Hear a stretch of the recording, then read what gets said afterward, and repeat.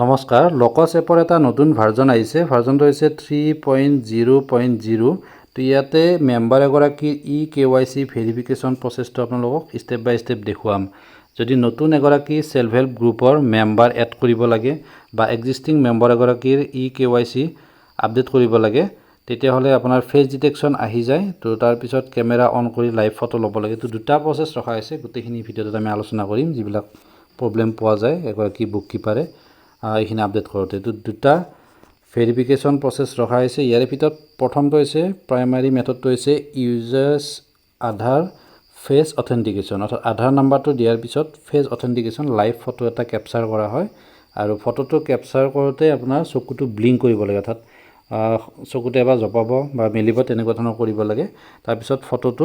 ক্যাপচাৰ কৰি লোৱাৰ পিছত কিছু সময় অথেন্টিকেশ্যন হয় আৰু অথেন্টিকেশ্যনটো কমপ্লিট হৈ যোৱাৰ পিছত নিজৰ প্ৰফাইল ফটোটো লৈ পেলাই কৰিব পাৰি আৰু যদি সেই প্ৰচেছটোত আপোনাৰ ফেইল হয় তেতিয়া হলে এগৰাকী সেলফ হেল্প গ্ৰুপ মেম্বাৰ কিদৰে এড কৰিব সেকেন্ড আৰু এটা প্ৰচেছ দিয়া হৈছে যদি এইটো আপোনাৰ ফেইল হৈ যায় অৰ্থাৎ লাইভ ফটোটো ল'ব নোৱাৰে তেতিয়া হলে আগৰ যেটো প্ৰচেছ আছিল অৰ্থাৎ আধাৰ OTP অথেন্টিকেশ্যন হেতু কৰি পেলাই অনবোৰ্ডিং কৰিব পাৰিবা তো ইয়াতে নতুন এপ্লিকেশনটোৰ কি ফিচাৰ্স আছে এইবিলাক দিয়া আছে আৰু মোবাইলটো কি ফিচাৰ্স থাকিব লাগে RAM মিনিমাম 4GB থাকিব লাগে তেতিয়া হলে সুবিধা হয় এই সকলোবিলাক দেখুৱাম আপোনালোকক তো যদি PDF টো চাব বিচাৰে তেনেহলে মই লিংক এটা ডেসক্ৰিপচনত দি দিম তাত গৈ পেলাই আপোনালোকে এটা ডাউনলোড কৰি ল'ব পাৰিব তো প্ৰথমতে দেখুৱাইছো এগৰাকী বুককিপাৰে যেতিয়া লোকস এপটোত লগইন কৰিব তো তাত এনেদৰে হোম স্ক্ৰিনখন আহিব এতিয়া লোকস এপত লগইন কৰাৰ পিছত বুককিপাৰ গৰাকীয়ে কেনেকুৱা ধৰণৰ কামটো কৰিব লাগিব এইখিনি দেখুৱাম তো লগইন কৰোঁতে ইয়াতে বুককিপাৰ গৰাকীৰ নামটো আহিব সাৰ্চ SHG ইয়াত গৈ পেলাই আপোনাৰ সেলফ হেল্প গ্ৰুপটো সাৰ্চ কৰিব পাৰিব নাইবা তলত একেবাৰে চোৱা হোম টাস্ক মিটিং SHG এনেকুৱা ধৰণৰ অপচন কেইটা আছে তাত SHG ত গৈ পেলাই কৰিব পাৰিব তো ইয়াতে চোৱা হোম টাস্ক মিটিং SHG তো ইয়াতে ক্লিক কৰি পেলাই আপোনাৰ SHG লিষ্টখন আহি যাব তো নেক্সট স্ক্ৰিনখনত দেখুৱাইছো ইয়াতে চোৱা ইয়াতে গোটেইখিনি আছে তো SHG ত ক্লিক কৰাৰ লগে লগে ঠিক আছে ইয়াতে ক্লিক কৰাৰ পিছত এইদৰে আপোনাৰ সেলফ হেল্প গ্ৰুপ বিলাকৰ নাম বিলাক আহিব এইটো এটা তো ইয়াতে মই এই সেকেন্ড SHG টো দেখুৱাম ইয়াত 3 ডটত ক্লিক কৰিবা তো 3 ডটত ক্লিক কৰাৰ পিছত ভিউ ডিটেইলছৰ ওচৰত থাকিব এনেদৰে আহিব মেম্বাৰ লিষ্ট ভিউ আপলোড ষ্টেটাস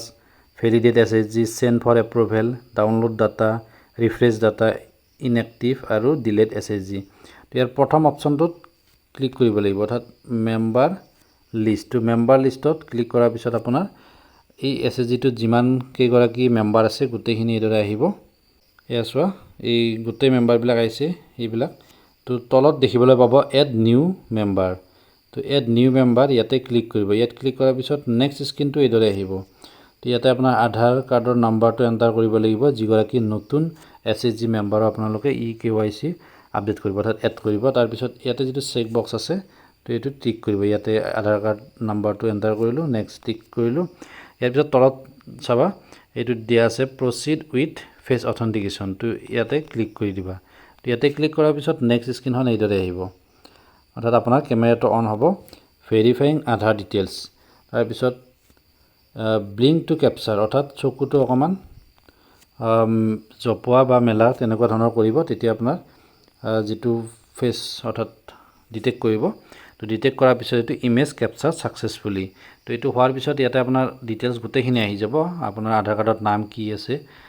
গোটেইখিনি দেখিবলৈ পাব এইখিনিতে এটা প্ৰবলেম দেখা যায় যেতিয়া আপোনাৰ আধাৰ কাৰ্ডৰ নাম্বাৰটো ইয়াতে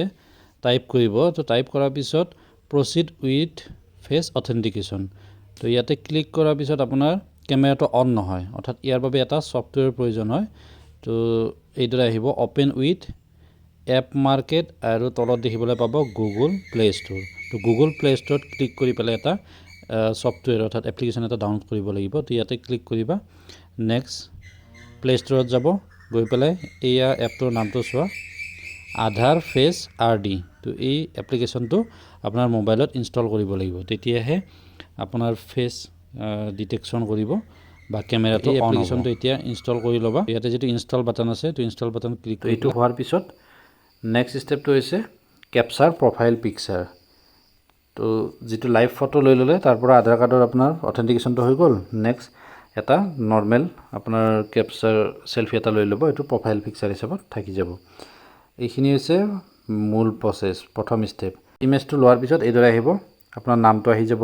আধাৰ নাম্বাৰ আহিব জেন্ডাৰটো আহিব এটো ফ্যামিলি হ'ব ডেট অফ বাৰ্থ আহি যাব নেক্সট কন্টিনিউ কৰি দিব এড্ৰেছ গুটেখিনি আহিব কন্টিনিউ কৰি দিয়াৰ পিছত মেম্বাৰ সেভ সাকসেসফুলি ইয়াৰে পিছত বেসিক ইনফো তাৰ পিছতে বেংক ডিটেইলছ এড্ৰেছ এই সকলবিলাক ফিল আপ কৰিব লাগিব তে সকলবিলাক ফিল আপ কৰাৰ পিছত আপুনি হেতু সেন্ড ফৰ এপ্ৰুভেল কৰিব পাৰিব হেতু স্টেপলৈ গৈ আছো প্ৰথমতে আমি যদি এই প্ৰসেসটোত আপোনাৰ ক্যামেৰাটো অন নহয় তেতিয়া হলে কি কৰিব লাগিব নেক্সট প্ৰসেসটো চোৱা ফলবেক মেথড আধাৰ OTP অথেন্টিকেশন যদি আপোনাৰ লাইভ ফটোৰ অথেন্টিকেশনটো ফেইল হৈ যায় তেতিয়া হলে কি কৰিব পাৰিব তেতে চোৱা যদি এনেকুৱা কৈ আহি যায় আধাৰ eKYC ফেইল ঠিক আছে ফটোটো ক্যাপশন হল এটো ৰিট্ৰাই কৰিব পাৰা ৰিট্ৰাই কৰিব নালাগে তেতিয়া এইটো কৰিব পাৰিব ভেৰিফাই ভিয়া ডিজিলকাৰ OTP তো ডিজিলকাৰ OTP এটো সেকেন্ড অপশনটোত ক্লিক কৰিব সেকেন্ড অপশনটোত ক্লিক কৰাৰ পিছত এইদৰে আহিব আধাৰ নাম্বাৰটো এন্টাৰ কৰিব নেক্সট কন্টিনিউ কৰি দিব দিয়াৰ পিছত যেটো আপোনাৰ আধাৰ কাৰ্ডৰ নম্বৰ আছিল তাত এটা OTP যাব OTP টো 2 মিনিট মান সময় দিয়া থাকে তো সেই সময়খিনি ভিতৰত যিমান সোনকালে পাৰে OTP টো লৈ পেলাই ভেৰিফাইড ক্লিক কৰি দিব ভেৰিফাইড ক্লিক কৰাৰ পিছত কন্টিনিউ ডিজিলকাৰ এইদৰে আহিব তো এটো ডিজিলকাৰ কন্টিনিউ কৰি দিব নেক্সট প্ৰসেসটো হ'ব এনেকুৱা ধৰণত আহিব after successful Aadhaar verification the user will then capture the profile photo তো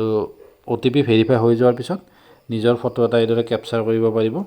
এই OTP যদি সাকসেস হয় তেতিয়া এইদৰে আহিব ক্যাপচাৰ প্ৰফাইল পিকচাৰ ইয়াত ক্লিক কৰি দিব দিয়াৰ পিছত আপোনাৰ প্ৰফাইল ফটোটো লৈ ল'ব তাৰ পিছত কিছু সময় লোডিং হ'ব লোডিং হোৱাৰ পিছত এইদৰে আপোনাৰ নেম গুটেখিনি ডিটেইলছ আহি যাব তো প্ৰসিড উইথ ফেস অথেন্টিকেশন ইয়াৰে পিছত বেসিক ইনফো দি দিব বেংক ডিটেইলছ এড্ৰেছ এইদৰে নেক্সট কৰি গৈ থাকিলে মেম্বাৰ গৰাকী এড হৈ যাব আৰু শেষত এইটো নেক্সট বাটন দেখিছে তো ইয়াতে কন্টিনিউ কৰিব নেক্সট কৰিব আকৌ নেক্সট কৰিব এইদৰে সেভ কৰি গৈ থাকিলে হ'ল তো এইখিনি হৈছে নতুন যেটো এপ আছে এই এপটোত ইমেজ ক্যাপচাৰ সম্পৰ্কে আৰু এতিয়া চোৱা ইমেজ ক্যাপচাৰ কৰোতে আপোনালোকৰ